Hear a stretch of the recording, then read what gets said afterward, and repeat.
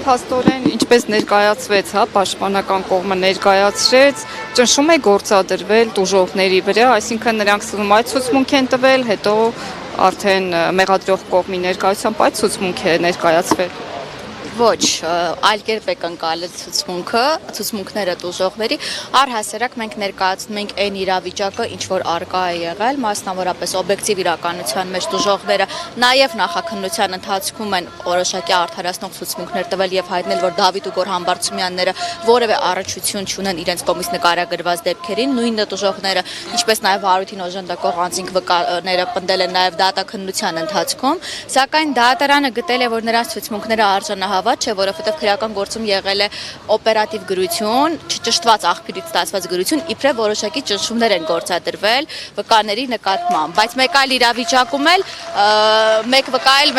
կամ տուժող այսպես չեմ մտաբերի հայտնել է, որ քննիչը գրել է ինքը ստորագրել է, նմանատիպ իրավիճակներ եւս եղել են։ Ամեն դեպքում պարոն Համբարձումյանի գործով ամեն ինչ շատ պարզ է, որովհետև կա գործի վերաբերյալ օբյեկտիվ ապացույց, տեսագրություն, որում հստակ երևում է, որ տուժողներին մի կողմ ծեծի են ենթարկում եւ դա ոչ պարոն Համբարձումյանն է, ոչ էլ վերջինիս եղբայրը Գոռ Համբարձումյանը։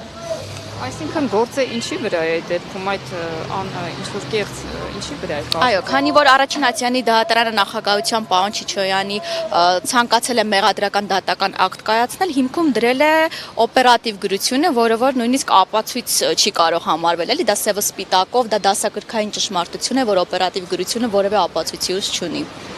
Այն իրավիճակում, երբ որ վերջինս պարտավոր էր ցուցմունքները համադրել տեսագրության հետ եւ կհամոզվեր, որ տեսագրությունում նկարագրված այն հանգամանքները, որոնք համընկնում էին համապատասխան անձանց ցուցմունքներին, իրականություն է։ Տիկին Պապայան դատական նիստում պաշտպանների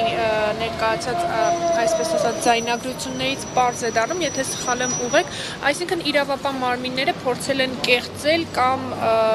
ճնշում գործադրելու միջոցով վկաների ցուցմունքներ կորզել